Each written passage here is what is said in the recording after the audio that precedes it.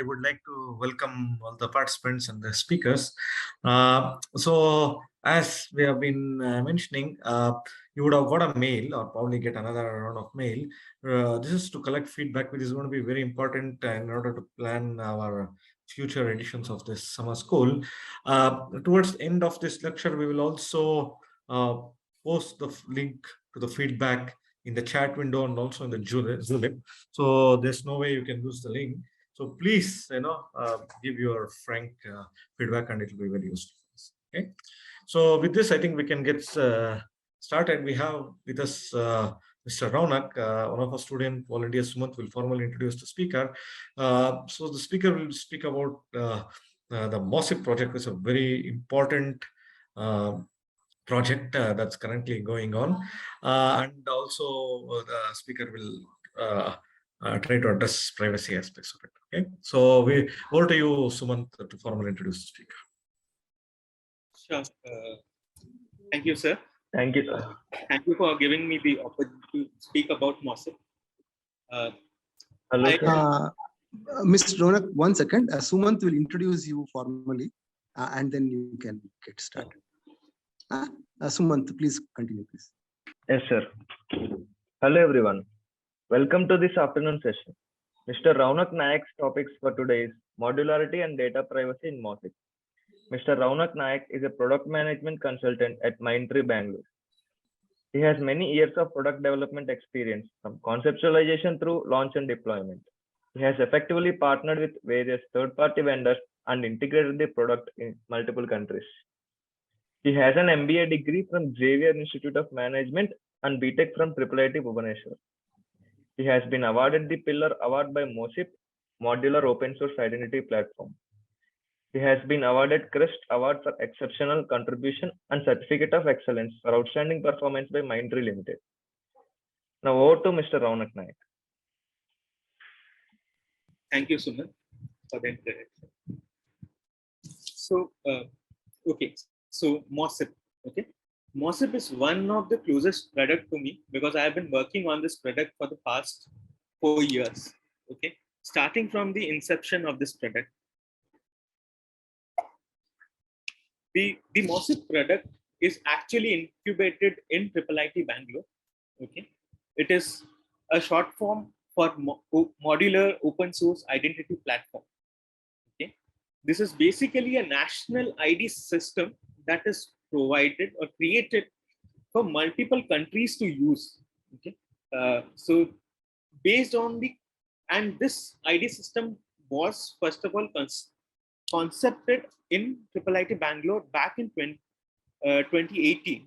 Okay, so the idea was always to have an open source product which can be used by any country to build their own ID system on top of this software itself.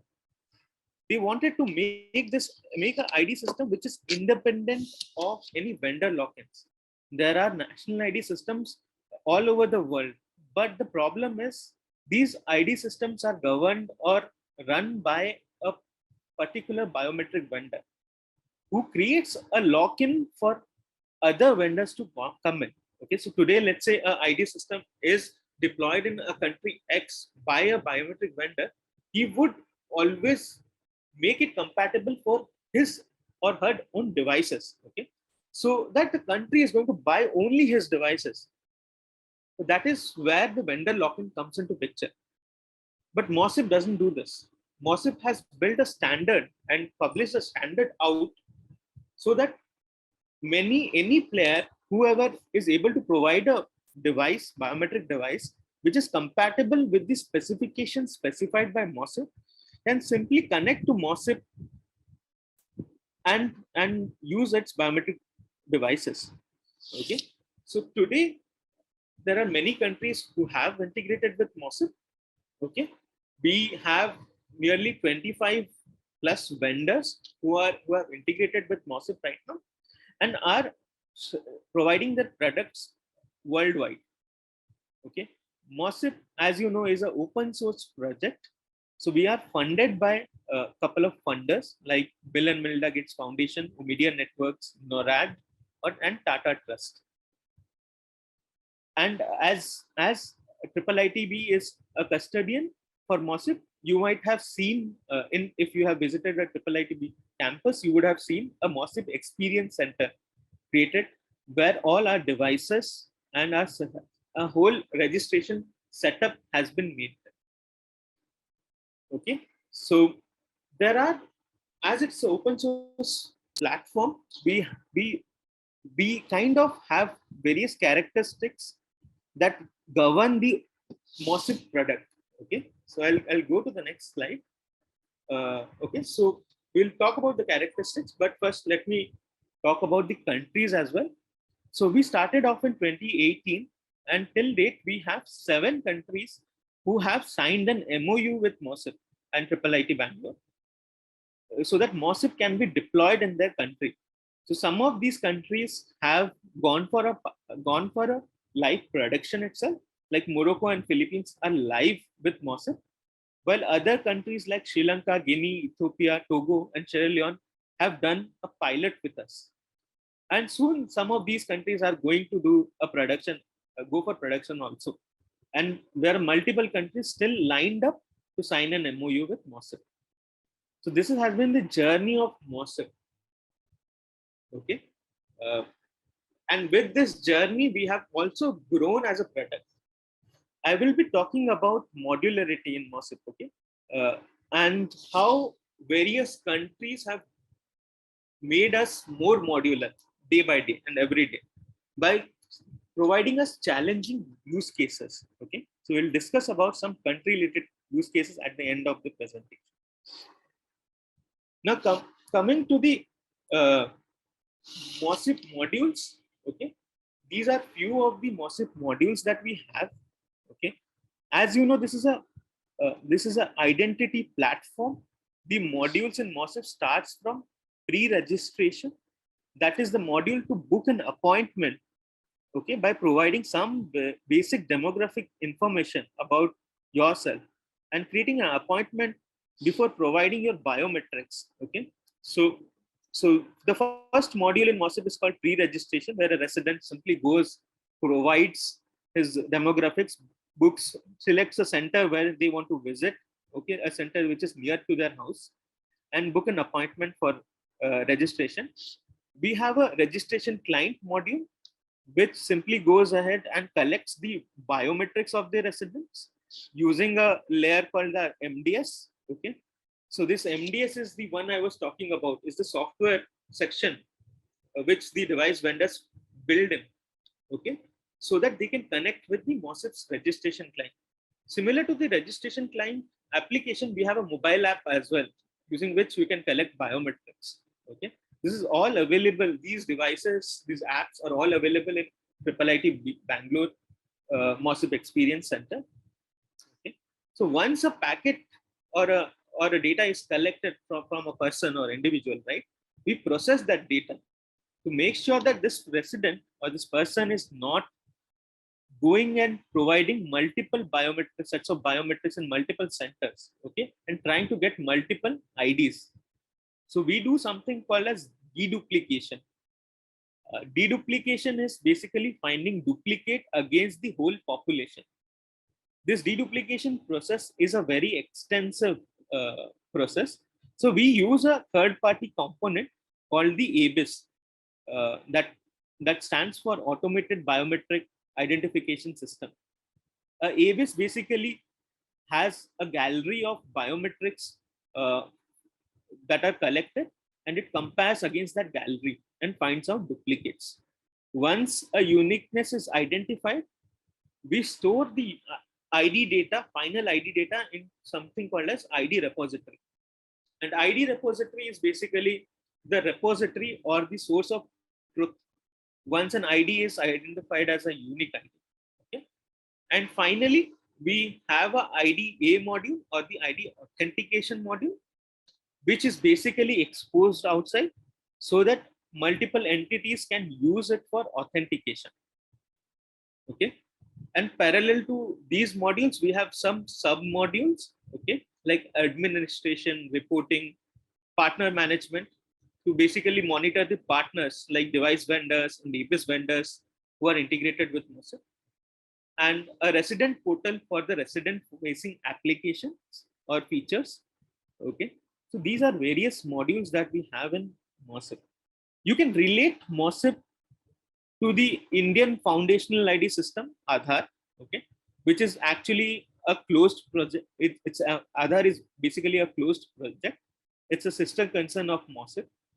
MOSIP has been inspired by Aadhaar. Okay, so lot of things are common in all ID system, and the process that you are seeing here is nearly the same in Aadhaar as well as in MOSIP. So you can relate to it. You would have seen an Aadhaar portal, UIDAI portal. You would have seen an Aadhaar mobile app, because all these are resident facing. You would have seen a pre-registration module in Aadhaar as well. Hello. Excuse me. Okay. There are a couple of questions in Zulip chat. I will read out for you. Does Aadhaar also have a vendor lock-in? That's the first question. Oh, okay. Great. Aadhaar does not have a vendor lock-in. There are some 10 vendors that work, but Aadhaar has a rule that only vendors from India can work. And I said Aadhaar is a closed project, so Aadhaar cannot be used and given to other countries. You will not find the source code of Aadhaar available in internet, but you will find the source code of MOSIP available in our MOSIP GitHub repositories. Another question from the Siddhartha Lal. Are third-party components used in the system also open source? Yes, third-party components are used in the system. Most of the third-party components that we used in the system are the biometric components. Okay, though we have built a proxy component for these third-party. So without any third-party components, also you can run MOSIP, because we have built in proxy components right now. But yes, if you want to deploy it on field, right, you will need third-party components like ABIS and devices. Okay, so these are HSMs, printing systems. These are all third-party components. Okay, if you are looking at a population of 1 billion or 100 million, right? You need to look at, you have to get some products which will be extensive and can be used. Okay, some commercial products are needed, or third-party components are needed in every open source project. Okay, any more questions?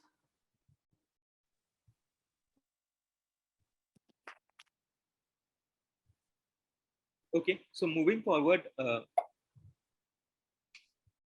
so I'll be talking about some of the characteristics of MOSIP. Okay, so MOSIP is configurable, highly configurable. So it is very easy to personalize MOSIP. Okay, when I say personalize, I mean to demographic data that we capture right today, it can be also configured as per the country's need. I'll give you an example. In the Indian Aadhaar system, right? The Aadhaar was collecting PAN card numbers. Okay, so you can fill the PAN card number. It was an optional option. But another country will not have a PAN card. We might have a different ID card altogether. Okay, so we have the option to collect whatever data they want to collect. Even there was a requirement from one country to capture details of the siblings or details of the children. They wanted to create a map out of it. So yes, that was also possible. So MOSIP allows you to configure however you want to configure MOSIP. And how many attributes you want to add, what are the different data types you want to add, everything configured using a single JSON file in MOSIP called the ID schema for the data that we want to collect, and UI spec to drive the UI automatically. So these are some of the components that we use. So it's highly configurable. Even in MOSIP, right, you can simply pull out a component and add a new component there. So that's why we call MOSIP a modular product first.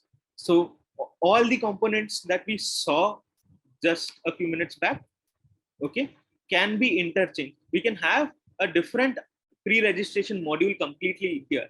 We can completely remove the registration process and module. A country can choose to add their own module here. So everything here is a block in itself, and every block can be replaced. So that's why we have made sure that we are likewise modular and all our blocks can be interchanged. And we had made sure first we are API first. Okay. So we have made sure that API components can be simply used by any other components that the country wants to use. There's one. Hello. Yes. Yeah. There's one more question in Zulip chat that are the user interface component language independent? Yes, the user interface is completely language independent. Okay. As in, can they be localized based on the country system is Yes, implemented absolutely. Absolutely. So the thing is that we have created, we follow our design is such that we follow a language bundle concept. Okay, so for all our UI components, we have specific language bundles. Today we have created language bundles in French, Arabic, English. These are international languages, and Kannada, Tamil, and Hindi also. You'll find language bundles in our MOSIP repository. These are all created by our team. So you just add the language bundles for MOSIP, and simply configure MOSIP to run in a particular language, and it will start running in that language. Thank you. Okay. So yeah, it is highly configurable in that fashion also. We are open source.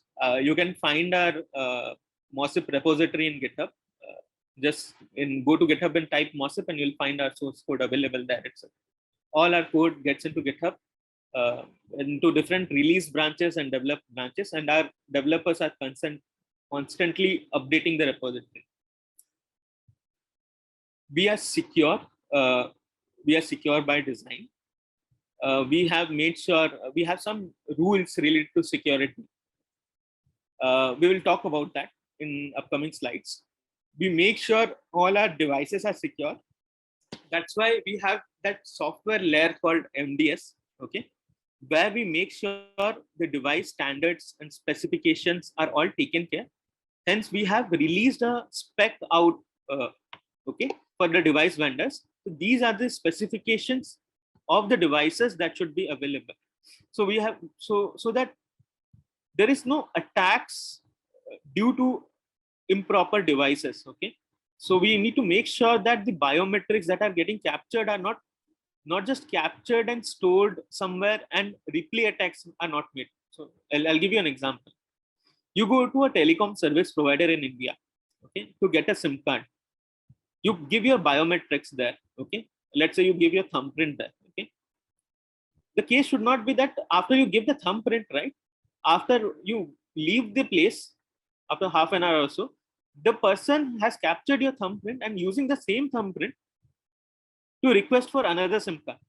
This should not happen at all. These are called replay attacks. So we have made sure that our design is such that we don't have replay attacks at all. And if an authentication request is coming to MOSIP to verify if this authenticate the resident, we make sure the capture of biometrics is also happened within few minutes, okay, and authentication response also gets back within seconds. Okay, and there are obviously there are many other aspects to it also. We make sure that the resident is notified if somebody is using his ID, his biometrics somewhere. All the things are taken care as per the MOSIP design. We are scalable, okay. So we work in multiple countries, okay. So when I say multiple countries, I'm talking about countries with the size of 100 million, 35 million, even 100 in countries where the population is in lakhs, okay. In just 1 lakh or 2 lakh people are there, they are also interested in using MOSIP. So we have tested MOSIP, okay. We have built MOSIP to run in a small sandbox for doing a smaller POC. We have run MOSIP in production. So every MOSIP component is actually MOSIP has all the components in MOSIP are microservices. So it's very easy to scale them up. manageability. Okay. We make sure that we are auditing every transaction that happens in MOSIP.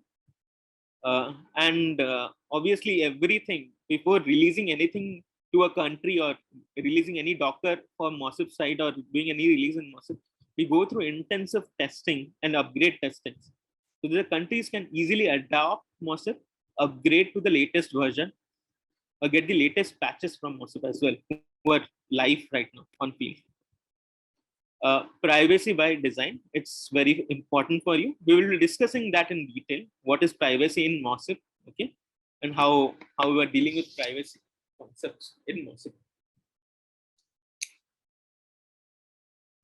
Okay, I hope there are no more questions right now. So let me go forward. Privacy and security by design. This is a very important aspect in MOSIP as a whole. Okay?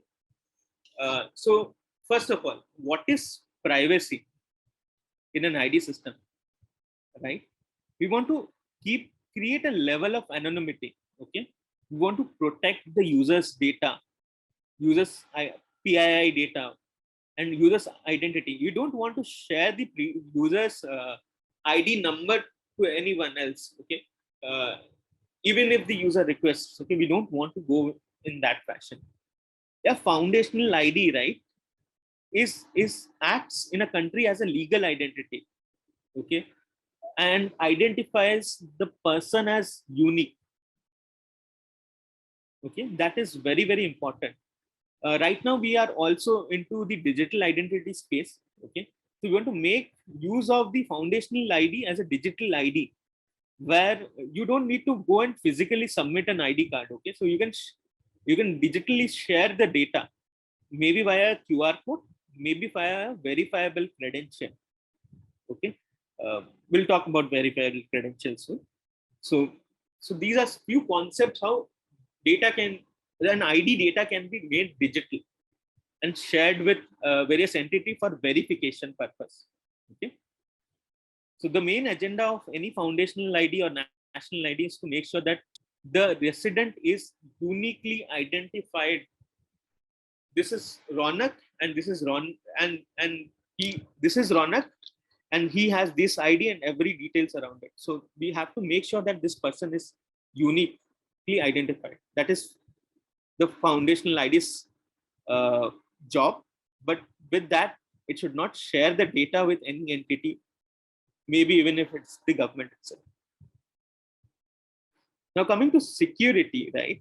We are looking at building trust. Okay, so so when security comes into picture, we want to make sure that mentally that we are not, somebody should not be able to steal the data at all. Okay, and whatever data we are using, the resident's data, right, that should be transparent. Okay, and the data, if the resident wants, only then share the data with an entity.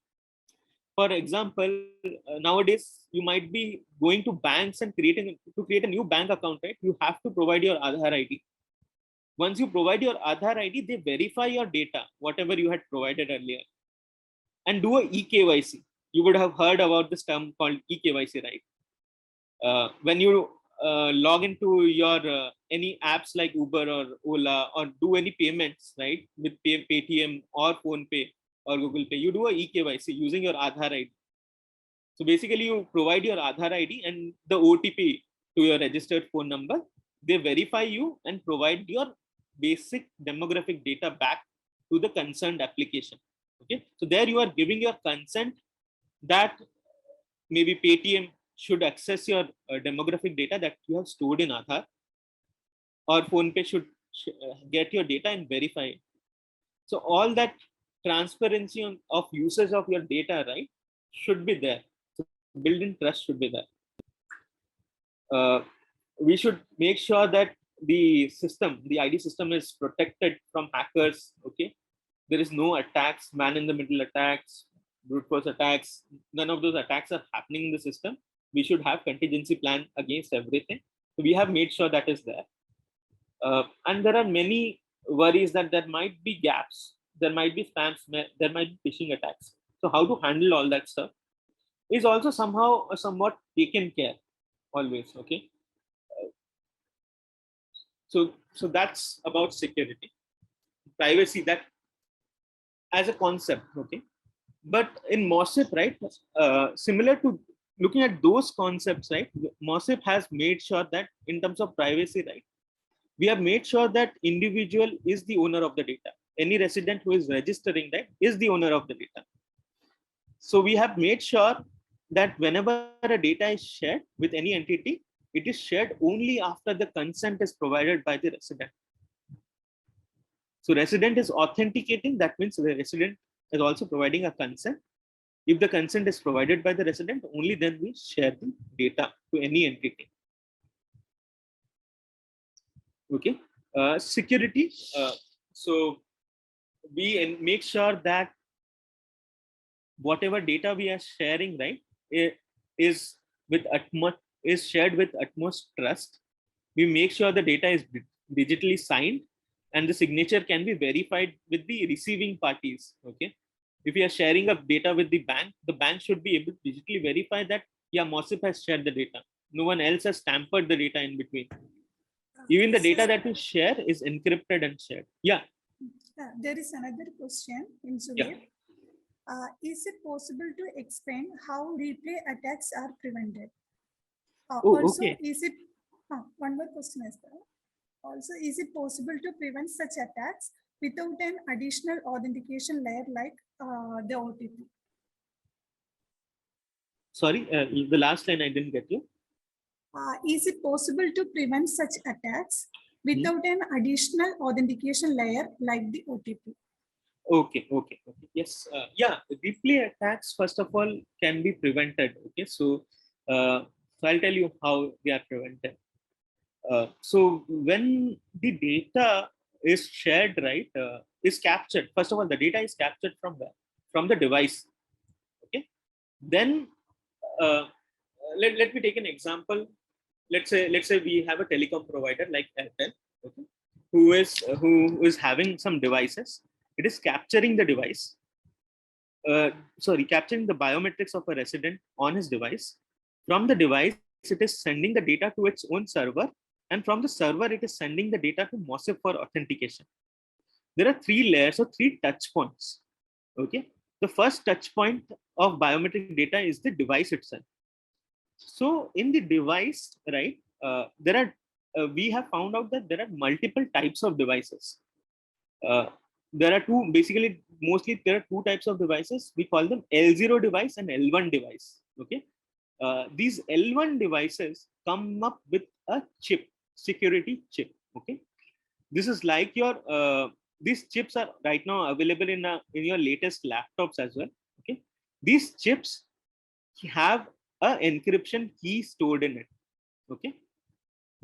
During manufacturing itself, when the devices are manufactured or before even they are sold, right, we make sure that the device vendors are adding MOSIP certificate or MOSIP key inside these chips. Okay. So that whenever the data is captured, the data is signed using the MOSIP certificate itself. Okay. And as well as encrypted using the MOSIP's public key. Once the data is signed, okay, is signed by the device, it goes to the device vendor.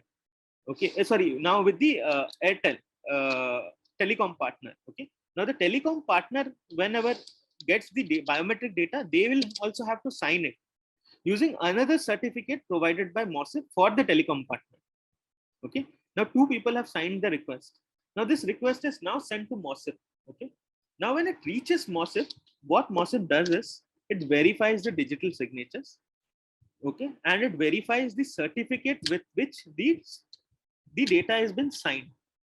Okay, this verification of the certificate is called as cryptographically validating the signature of the certificate, or a cryptographic verification of the entity who has touched the data. That is where we make sure that this data is signed by the actual biometrics vendors and the telecom provider who are registered in MOSIP first of all. Okay. Plus, now coming to the second part of it, if the data is signed by these persons, we understand that. Now, if the data is tampered by anyone in between, yes. So as you know, we are verifying the signature.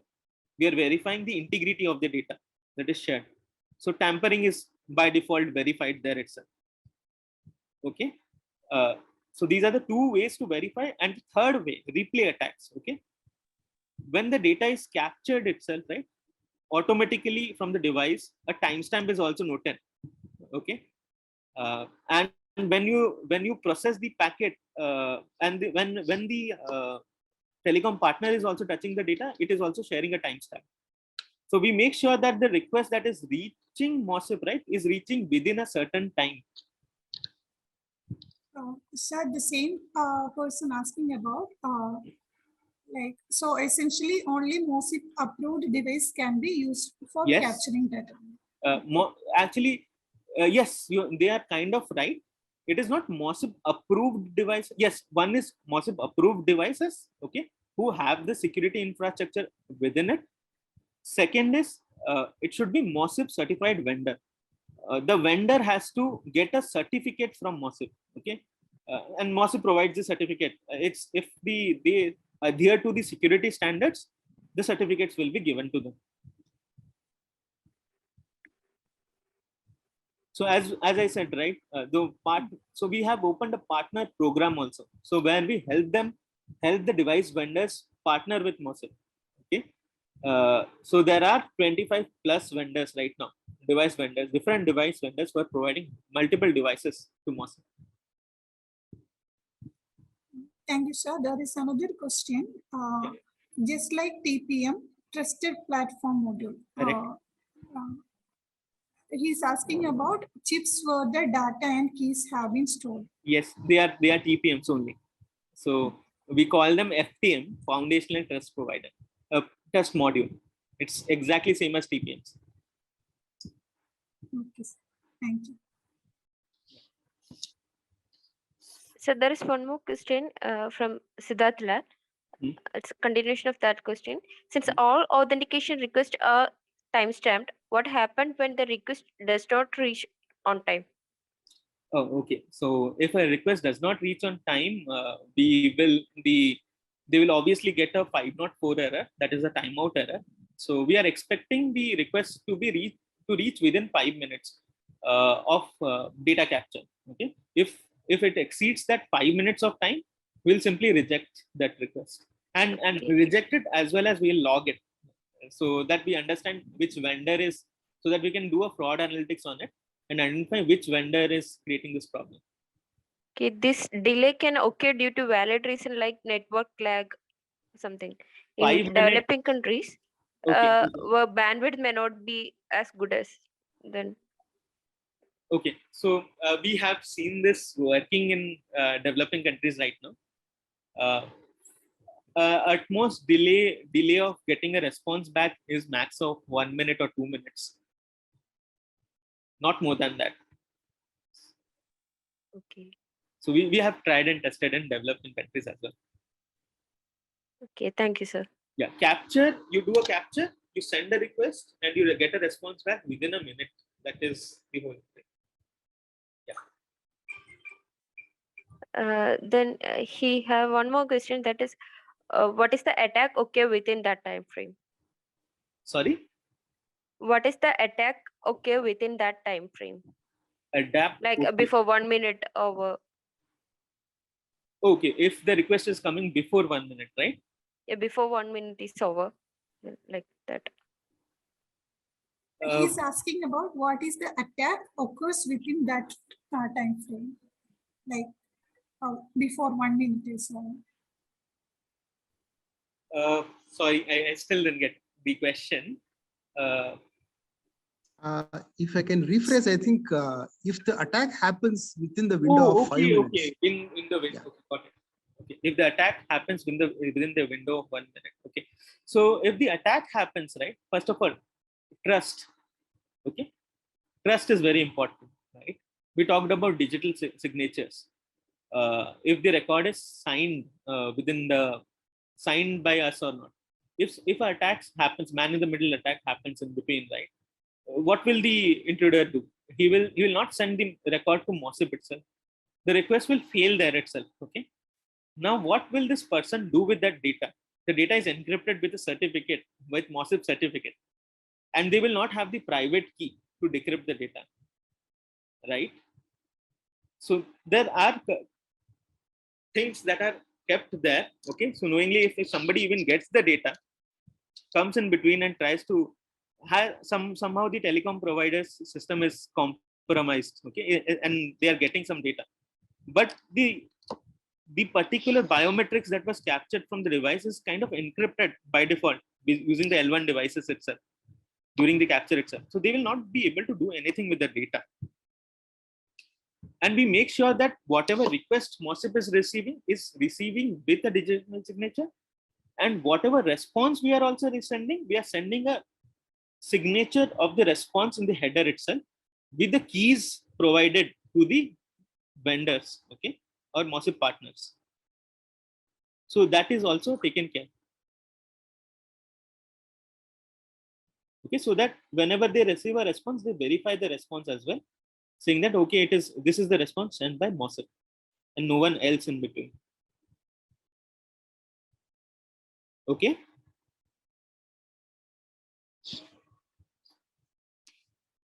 Okay. So now coming to basic design elements for privacy that we have brought in. Okay. Treatment of PII data. Okay. Personally identifiable data information. Okay. So we need to store some of the personally identified information in the database. I talked about something called as demographic deduplication, to make sure that a person who is providing a data today and a person who is providing a data in another center in the world with the same demographic information. When I say same demographic information, name, gender, date of birth, address, everything matching. Okay. What are the chances? Okay. So we want to find if there are any people who are having the same demographic data and are trying to register. Before doing a biometric comparison, we want to identify these kind of people. So when we do a demographic deduplication, we have to store some data in a database, obviously to do a search, right? This data, whenever is stored in the database, is stored as a hash, one-way hash, and compared also against the data by making it one-way hash only. Okay, so that plain text data is not stored in our database at all. Data is either stored in an encrypted fashion, okay, to share, or data is hashed and shared. There is no one-way hash. There is no plain text data of personally identified information stored in MOSIP databases. Okay, this is one major thing that we have taken care. As I told you, right, ID repository in MOSIP. Okay, that is the module where the final data of the resident is stored. Okay, so this particular ID repository can only be used to query into the database where the data is encrypted and stored first of all.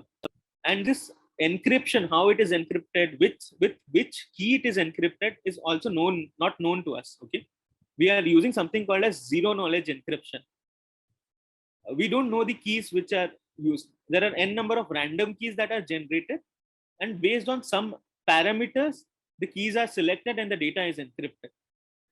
So a human will not understand which key is used and what is used which can be used to decrypt the data, but the system will know. Okay. We have made sure all our APIs are verified, okay, and are functionally stateless. Okay, and we have made sure that all the APIs in MOSIP are authenticated using a certificate, using a unique certificate. So let's say the authentication as an example, right? We are having multiple touch points. Okay, so we are making sure that all the touch points are certified, are having a different certificate, and they are getting signed or encrypted with the particular certificate itself. And we make sure that users' consent is always taken whenever there is a another question from the Piyush Gupta. Which type of hash, MD5 or SHA? We are using SHA. I'm not exactly sure which hash. Okay, so one of them, most probably SHA 256 is what we are using. It's Okay. one-way hash. I'm not sure. It cannot be unhashed.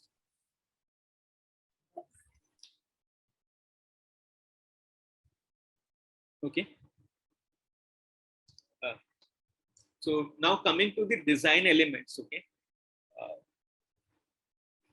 The ID that is issued finally to a resident, right? Like your Aadhaar ID, that is unique, a 12-digit number, random number, right?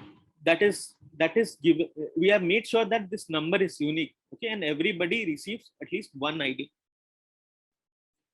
So it's a 12-digit random number assigned to an individual only after the deduplication is complete. And this has no logic that there is, or this does not have a pattern as such to identify or special patterns in it. So we have made sure that we can configure the ID however we want to have. So 12-digit also is not a configurable parameter. You can have the unique ID as a 10-digit number. So in one of the countries we are using it as a 10-digit number. In some countries we are using it as 12 right now. So it is all configurable in MOSIP. Okay. Virtual ID. Okay. We don't want residents to share their unique ID. Okay. Unique ID is unique to one person. We want them to use a virtual ID for all their transactions. I'll give you an example of virtual ID in our daily life, how you are using virtual IDs. Okay. You will be having a bank account, okay, with a user ID with it. Basically in your bank accounts, right, you have a user ID. You don't share your user ID to everyone, okay, but you will be sharing your credit card details or debit card details or UPI ID, okay, to give out money, right? So if a debit card is lost or a credit card is lost, you simply revoke that. Or even if a UPI ID is compromised somehow, I don't know how it will be, but you can always change your UPI ID. Similarly, virtual IDs can also be revoked or changed. Okay, so that is the use of virtual ID. Today, if you go to your Aadhaar portal, you will find something called as virtual ID there also, and you can generate a card with a virtual ID, and that same virtual ID can be used for authentication. But the problem today in India is that the UID, that national Aadhaar ID, is so much used that people are not using virtual IDs at all. Okay. Next is token ID. Okay. We will talk about token ID in the next slide, but token ID is an ID, right, that is provided to MOSIP entities. Okay. When I say MOSIP entities or MOSIP partners, I mean to say whenever you are opening a bank account, right, do you want the banks should not store your virtual ID, or because the virtual ID expires or can be revoked. They can store your UIN number maybe, right? But we don't allow storage of UIN number. It is not recommended. Okay, UINs are secret to one individual's identity right now. So we give the third-party entities a ID called as token ID, which is a combination of the partner's ID and the UIN number of the resident. Okay, it's a combination of that, and then again it is hashed, okay, and shared with the entities. So that what happens, right? A telecom provider, when he's authenticating you, will get one token ID. A bank who is authenticating you will get another token ID based on the partners. Okay, every partner will have their own ID, but these partners cannot correlate their own data and create a database of their own, saying that okay, this person came for getting a SIM card. He has also registered in this particular bank. So this whole profiling stuff goes away completely. So we generate a token ID, a 32 bytes token ID, and share it with the entities instead of sharing the UIN number or a VID number with them. Okay. So and the next concept is limited profile sharing. Okay. whatever data needs to be shared, only that much data is shared. Okay. As I said, you want to open a bank account, or you want to do a verification that this person is underage, right? You need to share only the year of birth. Not even date of birth is needed to be shared. Okay, only year of birth can be shared, and we can identify if a person is underage or has is an elderly person, right? We can use only that much data. So let's assume tomorrow on the roads itself, okay, so or in pubs or somewhere, somebody wants to verify the age of the person who is entering, right? They can simply do a authentication and get the year of birth. They don't need to collect additional data like name, address, and stuff. Is there another question? Not yet, sir. Yes, sir. Fine.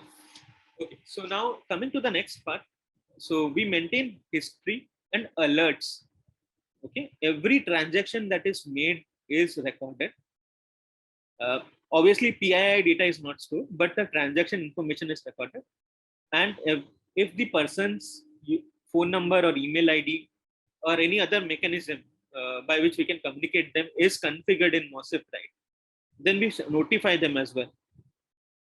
Okay, if their ID is used.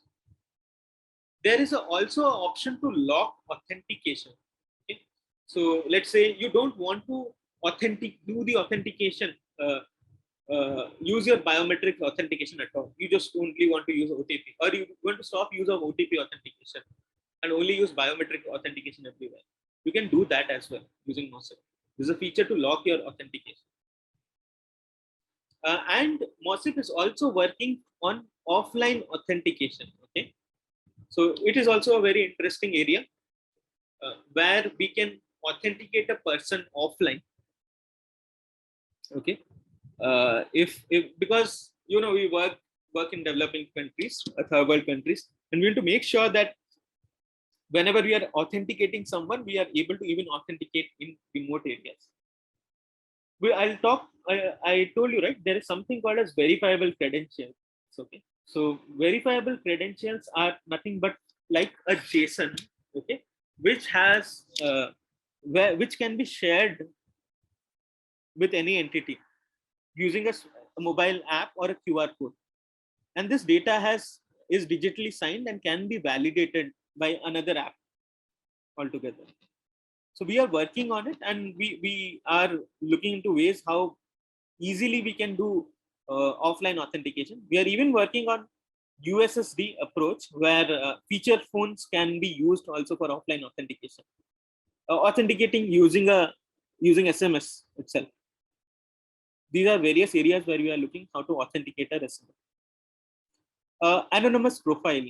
Okay, there are requirements from various countries, right? We want to understand how many people registered, how many male registered, how many female registered, how many people registered from region 1, region 2, region 3, how many fraud scenarios are happening from this region, that region, how many elderly people are there in a region. There are many analytics information what the countries want.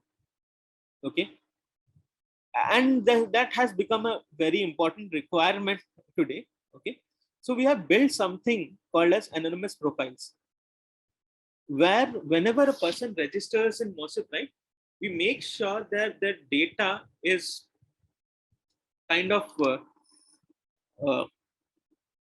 is some part of the data is collected. Okay, some portions of the data is collected without revealing the identity of the person and shared to our reporting models.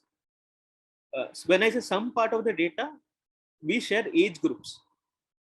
In region, maybe we share the pin code. Gender is normal, we share it. Okay, we can share it. We don't share the names. We don't share the UIN IDs. Whatever basic information is needed, we share it for reporting purpose only. Okay, and that is called as anonymous profiles. So these are some of the design elements of privacy. I told you, right, I will be talking about virtual ID and tokenization. So as I said, virtual IDs are random IDs. Okay. Yeah, it can be created for having limited allowed access or have various validity on top of it. Okay. It can have unlimited access also. However you want to, the resident wants to configure, can have a virtual ID which is active forever until unless it is revoked, okay, by the person. It can be a one-time use ID. You can use the ID only once. Okay, the person can use the ID for 30 minutes. Okay, it can be a combination of one time and 30 minutes. Okay, all kinds of stuff. Flexibility is what we have given to the resident today to generate a virtual ID for themselves. We are planning to work on something interesting. Instead of random ID, we want to build something, a virtual ID using the user's parameters itself. Okay, a virtual ID like Rounak at MOSIP, like a UPI ID, which can be used for authentication purpose itself. And I can always revoke it and rename it or rechange it. Okay. Now coming to tokenization in MOSIP, right? Whenever a person comes for authentication, they provide their UIN or VID and biometrics. The auth partner authenticates them by sending the data to MOSIP. Okay. Now when the MOSIP receives the data, MOSIP authenticates the person. If the authentication is done properly, we generate a token, okay, as per the policy, based on the partner's ID and the resident's ID, and share the token with the authentication partner. Okay, the authentication partner can be a telecom provider, a hospital, a ration card system, okay, where rations are provided to residents. Okay, anything. So in there they can store their token IDs with them to identify if, let's say, why do we need a token ID? You would be asking that, right? Why will a particular partner want a token ID? It is also, token IDs are important. The reason being, let's say a government allocates provision of ration to a particular person, okay, and this person is going to the ration shop every day and collecting the same amount of ration. We should not allow that, right? So the authentication partner needs to know that this person has not come in the last 1 month when they authenticate. Okay, so within a month, if the person is coming and taking the same ration, right, the auth partner should also be able to identify, okay, this person came 2 days back or 3 days back before it provides services. Correct? So token IDs are important for the auth partner, but we need to make sure that the same token ID is not used across partners.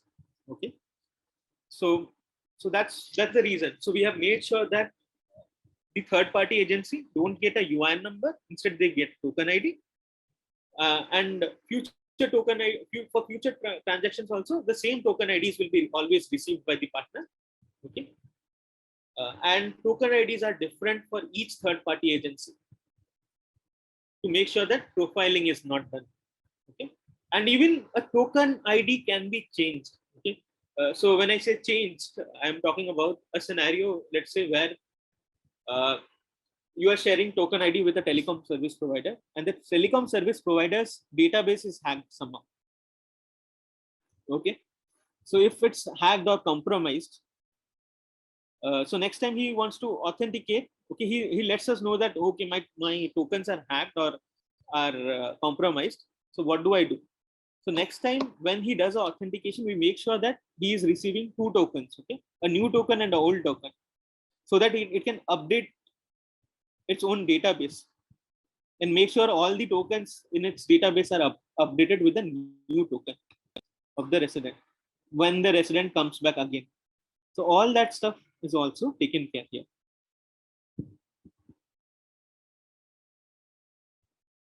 Okay. Getting into the principles of security. Okay. Data that moves out of MOSIP, right, should be digitally signed with timestamp. Okay. Even the data which comes into MOSIP also is digitally signed. Okay, so that is a rule of thumb that we have taken care of. All PII data, okay, defined as part of the integration, and all configuration data is encrypted. Okay, so we have made sure all the data, whatever PII data or configurations we are storing, right, we are making sure it is encrypted. Every third-party integration is built with mutual trust channels, okay, with respective PKI validations. That is what I was talking about. We make sure we are having a trust built between the system. So this trust is built by cryptographic itself. We are making sure the keys that were exchanged between the partners, right, are being used to verify the trust. And obviously all events are auditable, are audited in MOSIP. Okay. So that is what it is. Every transaction, okay, cryptographically is verified between all parties involved in the transaction. We have made sure that is there. These are some of the principles of security that we follow. Now I will be going to the country, some of the country use cases. Okay. This topic is basically because of modularity and configurability of MOSIP. Okay. How different countries have made initial days, right, when we were deploying MOSIP, right, how they have made our work challenging and interesting as well. Because when we started working with them, we were shocked. Okay, what are the different things we have to make sure that they are configurable, because everything is not as per India where we have been working. So every country has its own different style of flavor of working. Okay, and there are different constraints in every country. So first of all, first issue that we faced was, or first challenge that we faced was, MOSIP should be built on-prem or in cloud or in a hybrid infrastructure, where half of it is deployed in cloud and half of it is deployed on-prem. So pre-registration module in one of the countries is deployed on cloud, okay, while the registration modules in MOSIP is deployed in on-prem. While other countries, in some countries, the whole setup is deployed in on-prem right now for production. Okay, so that's the requirement from countries. So we had to make sure that all our Dockers and everything is working in both the places, and we have deployment scripts for everything. In one of the countries, the appointment module was changed. Okay, they wanted to use the country's appointment module instead of the MOSIP's pre-registration module. As pre-registration is an API based, or as I told you, right, we are API first, right? So what we did is, they did the appointment booking with their system. We added a API layer to fill up the pre-registration database automatically, okay, and use it for download the data in Reg client and do the registration. The whole thing was done seamlessly. Okay, there are countries who say that we have an active registry today, okay, where we have done the registration of people, we have collected their biometrics and everything. Now we need a system for ID authentication. Okay, just for use. Can we use MOSIP just for authentication? Yes, you can. That is also possible. And we are doing a POC right now with one country to make sure that is happening. Configuring MOSIP to capture different types of data. We had discussed it, different types of demographic data as per the country's policy. Country's policy says you have to capture marital status, you have to capture it. It says you have to capture blood group of the person, you have to capture it. It is the country's choice. Okay. So we have the option what data needs to be captured. We can configure it completely in MOSIP. Even there is a rule in countries to capture limited biometrics. Okay, some country will, in MOSIP right now captures iris, fingerprints, and face photo. Okay, and one of the countries said we will not capture fingerprints from MOSIP. So okay, so we had to make it so configurable that in our system automatically, with just a small config change, we can decide if we want to capture a fingerprint or not capture fingerprints at all, or only capture right hands. This is also possible, or only one finger. That is also possible. You can configure MOSIP accordingly. We have integrated MOSIP, okay, okay, and collecting few biometrics from external system. Okay, there is a country, okay, who have a privacy law, okay, which says that fingerprints will be captured by the police management system and cannot be captured by any other system. And in order to deploy that, right, for their authentication, they wanted to use MOSIP. So what do you do in such a fashion, such a scenario? So we captured their iris, residents' iris and photograph from the registration systems of MOSIP, okay, and we also captured their police management ID, okay, that ID that they get from the police management system. And while we get into the while we process the packet, right, we connected with that external system, the police management system, and got the fingerprint biometrics by doing a verification, and then we completed the registration flow inside MOSIP. Okay, so this whole thing was easily customized in MOSIP. And mind you, in the passport management system also is the same thing. Okay, their passports, during passport registration, right, the people cannot provide in the country, there's a rule that they cannot provide biometrics, fingerprints during passport registration. So similar thing happened there. Okay, we connected to a civil registry system. Civil registry is basically birth and death registry. Okay, we were able to connect with a civil registry system. Whenever a child is born, right, from the hospital itself, you get a message to MOSIP saying that this child is born today, and then and there we issue a birth ID, or we issue a MOSIP ID and give it to them during the birth itself. So that's how the country has a system, right? They have their birth ID and the national ID numbers same. They're using the same national number ID as the birth ID in the country. So we were able to do that as well. We were able to also verify ID data collected to an external system. One country wanted to verify the driving. They had a driving license system. Okay, they wanted to register people and verify the data collected, the driving license ID collected here to be verified with the driving license system. We were able to do that as well, okay, with ease. It's just easily configurable in MOSIP. Okay, there was a flow for correction of packets. Okay, so what was happening, right? As I said, driving license, right?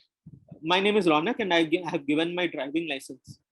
Now, when I send this data to the driving license system, okay, the driving license system says this ID is not matching the name at all.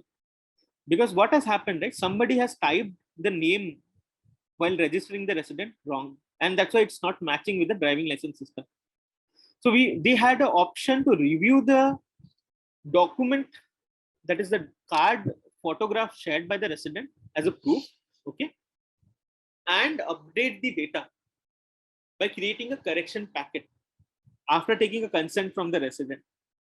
So we used to inform the resident saying that, hey, your driving license, in your data, right, your name and driving license in the database is not matching. So should we update it?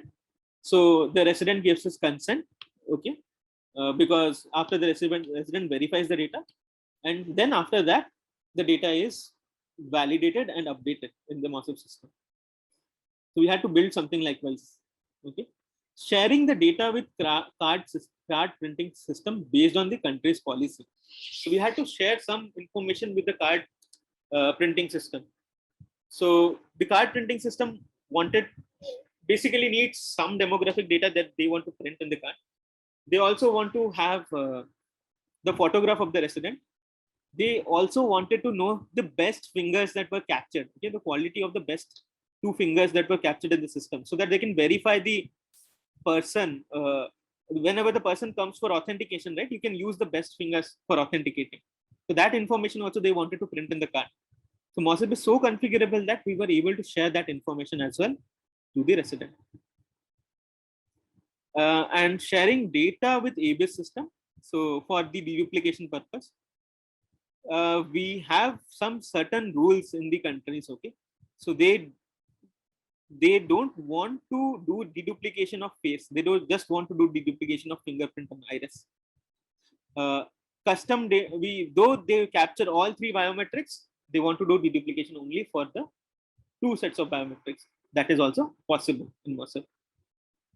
In one of the countries, we had a requirement to manually verify each packet before issuing an ID.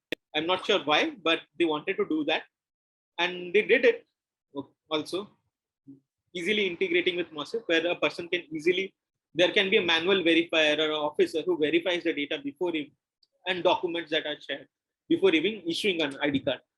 So all that stuff was very easily done in MOSIP. So these were many challenges that we faced with the time, and we have grown to make our system more modular and configurable without even compromising the privacy and security aspects of MOSIP. That is it. So I have Kanan from my team. Kanan, can you share your screen? So Kanan is right now working from his home. Okay, so whatever biometric capture we will be doing using a proxy, right, Kanan? Yes, Rounak. Yeah. So this is our base pre-registration module. Okay, so where we book an appointment.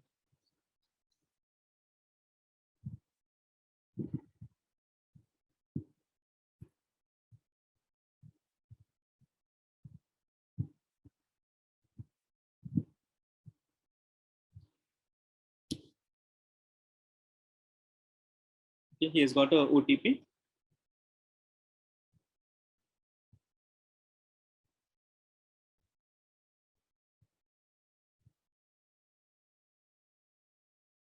So we are asking for consent here itself to the resident. So resident first need to check in the consent, then accept. Then system will go for demographic page. So here the residents can enter his all his demographic information. Okay, his name, date of birth, all the things. So I'm just entering here. So I already created with my name. So I just consider the name as a user 3. Okay, I have entered the full name as a user 3. Okay, because I have already have some ID with my name. So that's the reason I just entering the name as a user 3. And gender I will select. Okay, and the resident need to enter his date of birth or his age. Okay, so we will enter the date of birth. We have seen people not having a not knowing their date of birth. Okay, so we also allow them to enter their age. Okay, so once you enter the date of birth, the age automatically will calculate and it will display here. Then he need to select the resident status, whether he is a resident or not resident. He's a foreigner. Okay, foreigner. So I will select resident here, and resident need to enter his address. Okay, then he need to select the state, city, and locality, and pin code. So these are address information need to enter. Okay, so this country can customize it. Okay, so here for the MEC purpose, we have only less fields here. If country required to add more fields, country can add it. So I have entered all my informations. So once the resident enter his all the informations, he will click on continue button. So in the next page, he will ask you the registration center. Okay, so the resident can select the nearest center. Okay, so automatically from your demographic data, we have found the nearest center in electronic city. So I will select the registration center, which is the near to me. Okay, then I will click on continue. So next system will show that slot allocations. Okay, so I will choose my convenient time. Okay, so I will select on Monday on 18th, and we have morning and afternoon both sessions we have. So whichever is feasible to me, I will select the slot. Okay, so the information will be shown here, which date and what is the slot and what are the applicants. Okay, so currently my name is showing here. So I click book now. So once I click book now, I will get the successful notification saying that appointment booking successfully completed. Okay, so click on OK, I will get some acknowledgement page. Okay. So this acknowledgement page, we can even download this as a PDF, or we can send it to our mail also. Okay. But whenever the registration is completed, automatically you will receive the mail. So you can see here, this is your pre-registration number. Okay, this is the pre-registration number, and the book is completed for this particular date and time also. Okay, and also it will show that my appointment for registration is booked on 18th at 2:30 p.m. Okay, so the resident what need to do? He need to note down this pre-registration number. Okay, and he need to go to registration center on 18th exactly 2:30 p.m. He should be available here there. Okay. So once he reaches to registration center, we have a registration officer in the center. Okay. So they have a screen. This is the screen called rich client. Okay, registration client. Okay. So here the operator will log in.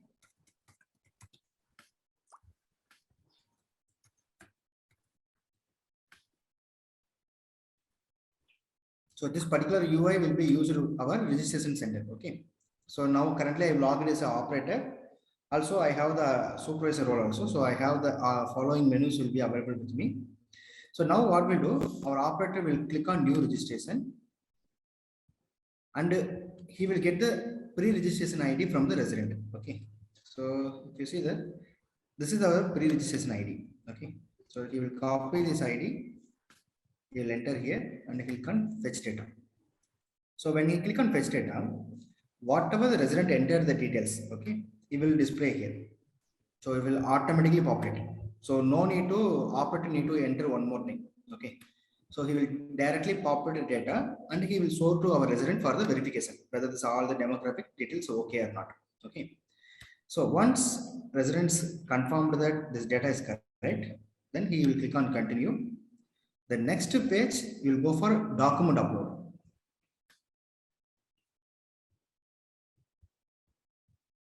So this is the document upload. Okay.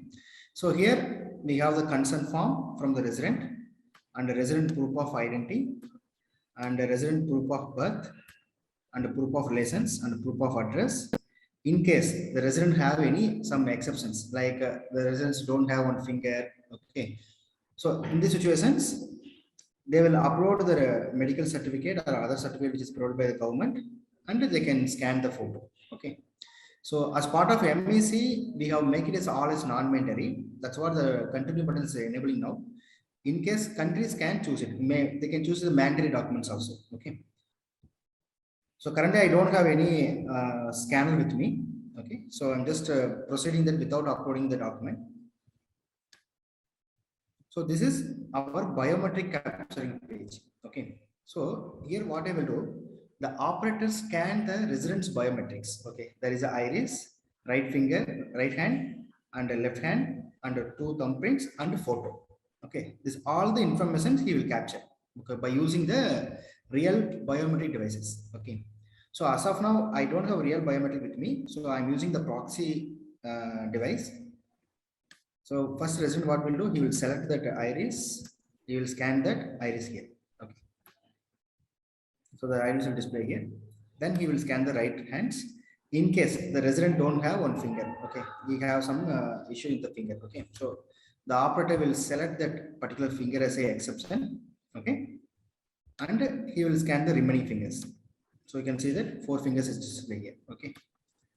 So here also, in case if the operator, the president don't have these 2 fingers, so he will says mark it as a exception here. He will scan the fingers. Okay.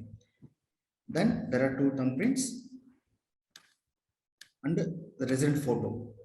So they will capture the photo. So now I mark it as an exception here.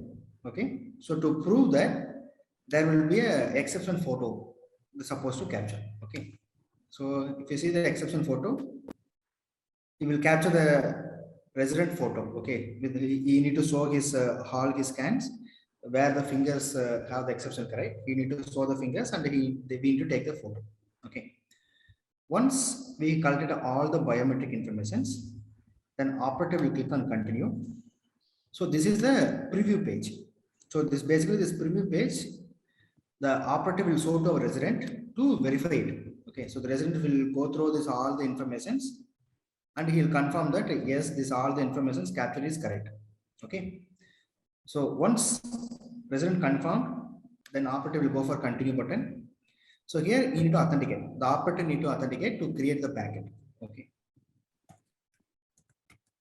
So once operator given the authentication, then the packet will be created. And this is the acknowledgement page. So this page will be taken the printout and will given to resident for the future reference. So here we have the registration ID. So this is the reference number. Okay. Maybe we can call as enrollment number. So this is a reference number. By using this reference number, he can track is whether UIN your unique ID generated or not. So the tracking error he can do that. Okay. So this is an acknowledgement will be taken as a printout and he will be shared to our residents. Okay. So this up to here, operator will involve. So once packet everything created, the residents will go home. Okay. Then next step is our supervisor. So at the end of the day, okay, at the end of the day, our supervisor will verify all the packets. Okay. So there is for supervisor, we have the pending approval options. So he will go here. He will select the packet. Once he selects the packet, he can see that that acknowledgement here. Okay. So he will verify that and he will approve it.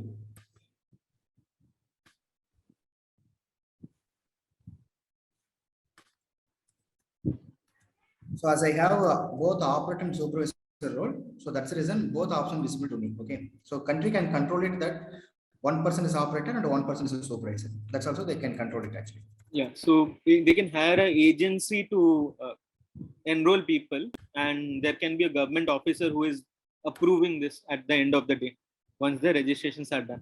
He'll just come into the center, sit and verify all the data if it is captured properly.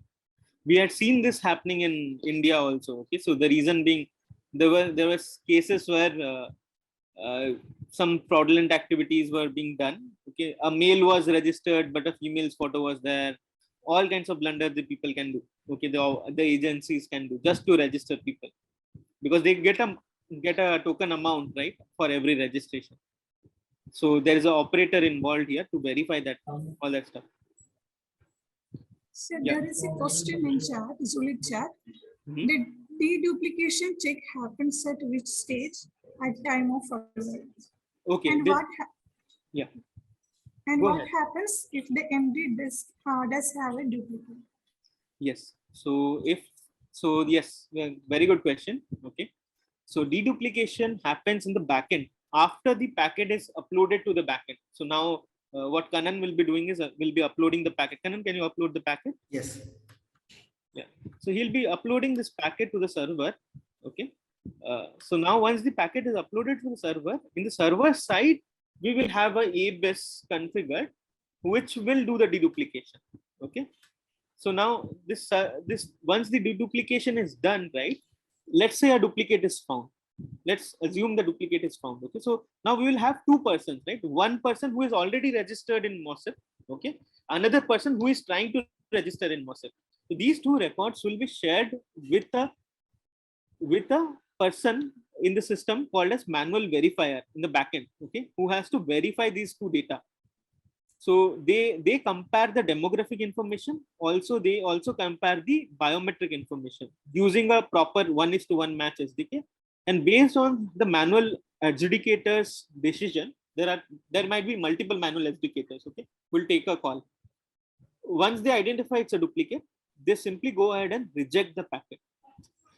Okay, we cannot go and penalize a person, right, for trying to do that, but we can always stop it.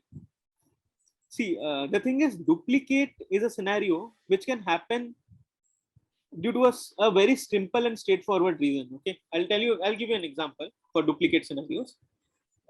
We have seen this happening. Okay, so what happens, right? Today I go to center 1. Okay, I'll be registering in center 1. Today I have done it, but I didn't receive a card, a Aadhaar card within a week or 2 weeks. But someone who has gone to center 2 has received the Aadhaar card after 3 days. Okay, I not receiving the Aadhaar card, there might be a problem.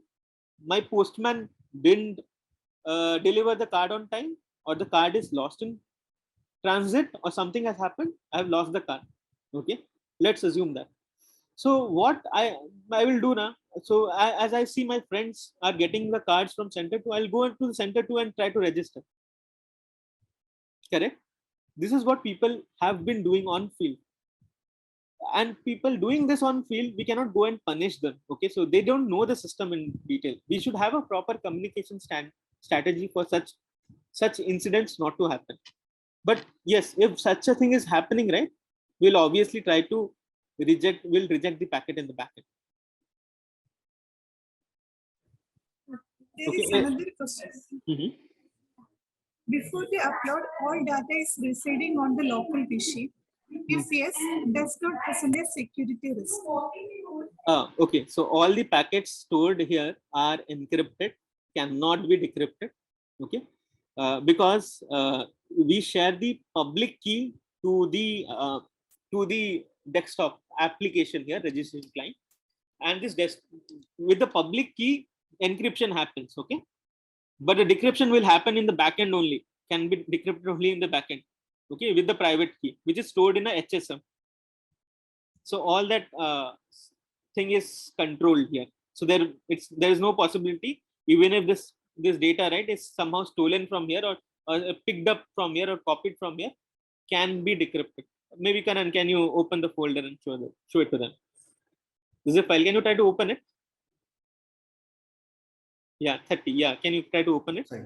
So this is the 1430 packet. So yes, you can see the packet in the local here. Okay. Can you try to open it? If I try to open, system will throw error saying that unable to open because this is encrypted. Yeah. This is encrypted file. We can't open directly. Okay. And the thing is, we have to store it in the backend. Okay, let's say something happens with this reg client. Okay, today we registered 100 people on this system, and somehow the system crashes. Okay, and we have not uploaded the packets because we have been working on an offline mode for the whole day. So we can take the hard disk, pick up the packets, upload it using another portal that we have. Once the packets reach the server, we decrypt it using the private key which is available in the server only. Okay, so there is a couple of questions in Q&A. Yeah.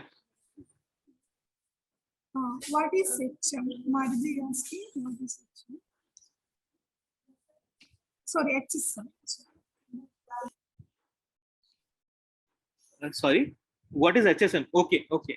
HSM is a hardware security module. Okay, you can Google it out.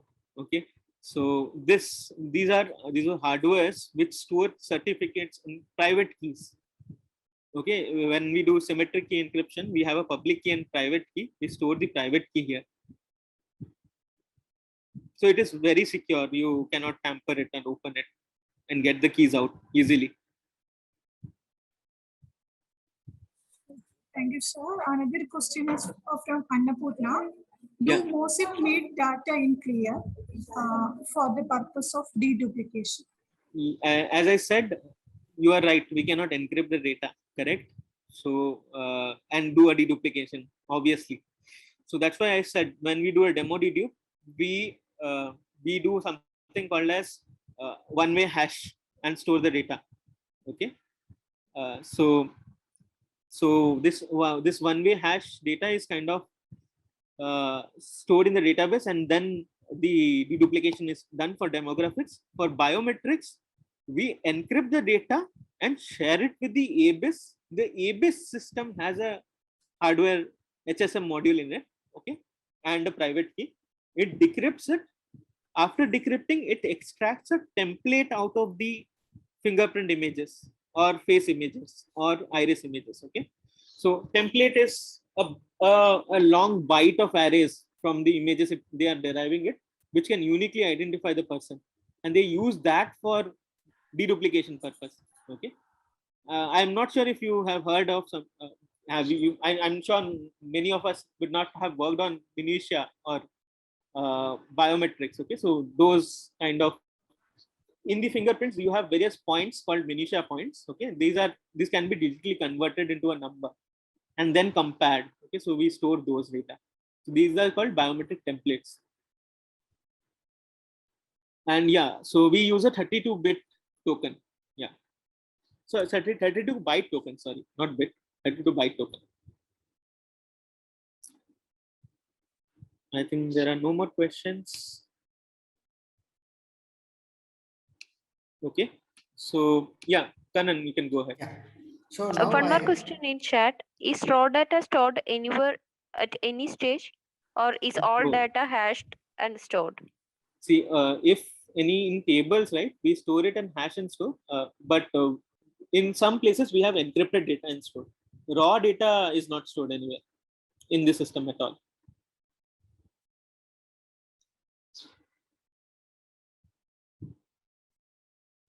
Okay, Kanan, you can. I think you can. Yeah. Okay.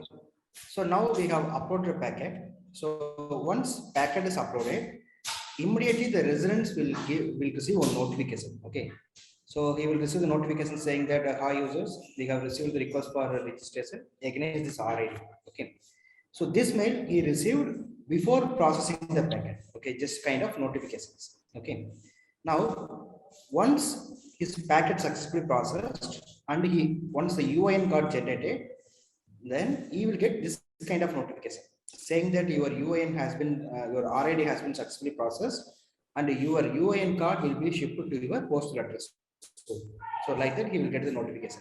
So when the resident receiving this email, it's say mean that his UIN has been generated. Okay, but nowhere he can see the UIN number actually. Now, as part of MSc, we have done some customization.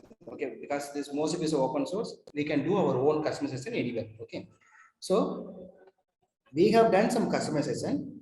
Once UIN generated, we are sending his UIN card. Okay, we are sending his UIN card via mail. Okay, this is the one change customization we have done recently. So if you see here, 1430, okay, the same packet, whatever we have uploaded. So UIN card has been generated. If you click on that page, you can see the UIN card.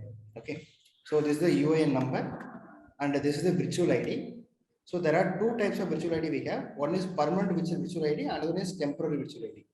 So this is the permanent virtual ID. Temporary virtual ID can be created by the resident from the resident portal. Okay, and his name, date of birth, gender, and some basic information. Okay, so this information will show, and the same information will be given as a barcode here. So in case in future any mobile application, by using this barcode, they can directly scan and they can authenticate actually. Okay, so this is the UIN card will be reached to resident.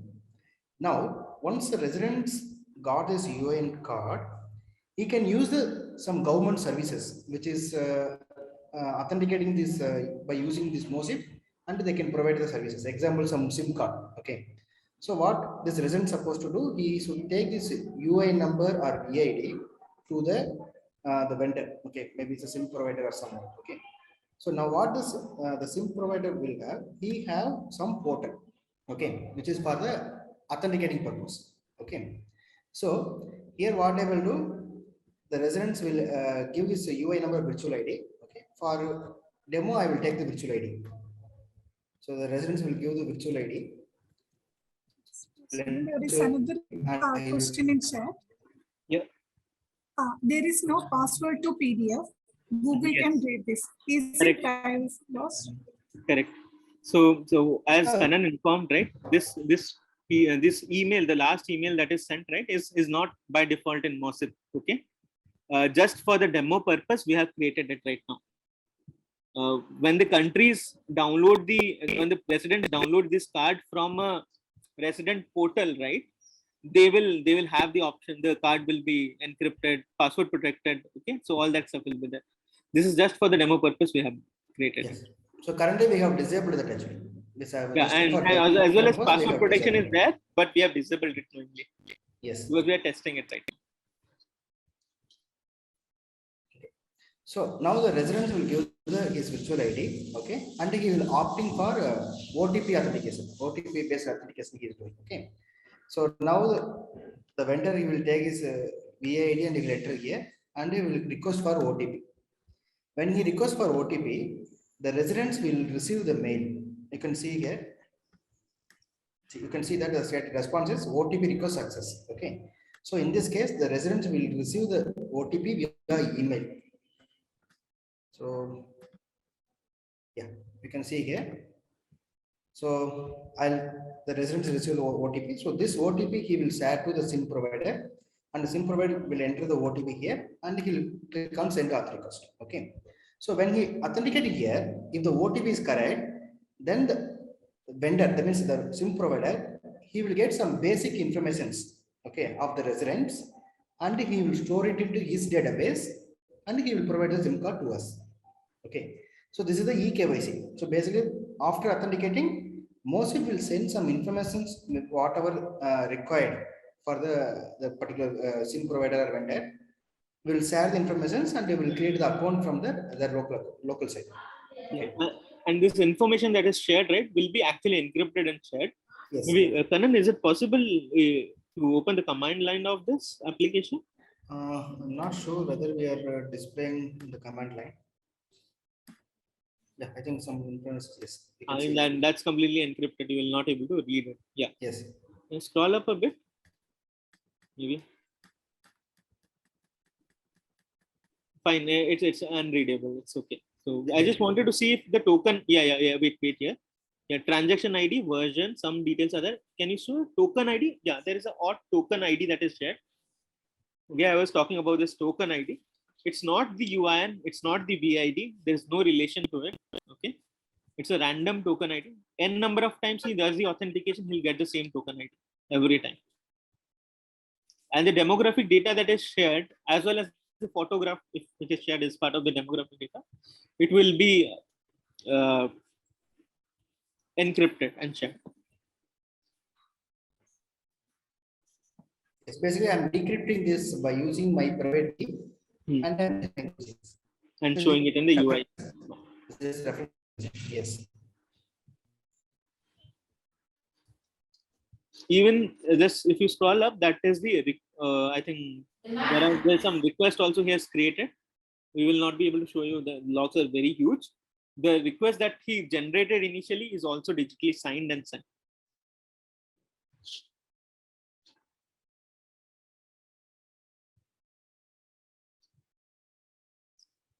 Okay.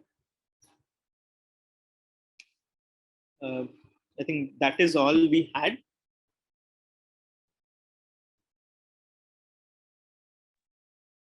Okay, so looks like there aren't any questions. Nikhil or Bida, could you please confirm? Sir, one more question.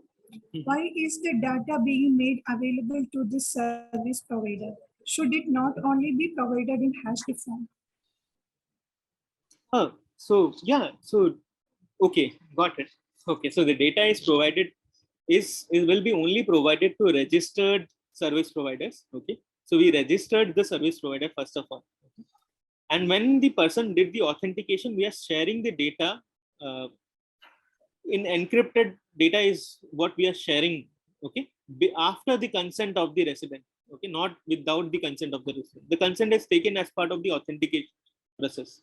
So we took the consent during that time, and we have shared the data based on the consent. There's a consent object also attached to the header of the request, okay, which is not visible right now in the logs, okay, or else we would have shown it to you. So after the consent is taken, only then we are doing this activity. And yes, any service provider will be given the data. Okay, so this is a use case that is there. Or else how will they do the eKYC for you? So wherever you are doing a eKYC, Aadhaar is sharing your data with the corresponding systems, okay, so that they can verify you.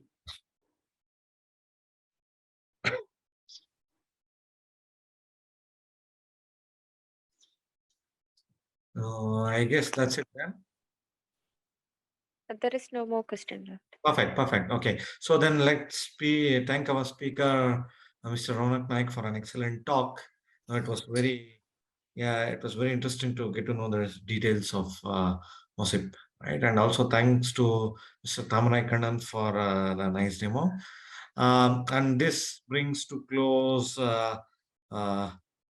the school on data privacy. So we had a real excellent school. Thanks to all the speakers, and particularly I would like to thank our volunteers, without whom this would not have been possible at all. So Shamurthy, Nikhila, Abida, Anjula Alexander, Annapurna, Anurag, Avitoma, Rakshit, Suraj, Suman, Chaitanya. So all have have contributed, a lot to make this school successful. And then last but not the least, participants have been wonderful. We have got like excellent participation across all the sessions, and we hope to see you next time. Okay, again, so please do not forget to fill the feedback form. You can access the link from the chat window, Zulip, and also you can check your mails. Okay, you can just do it once. Great. Thanks all again, and then see you hopefully next time.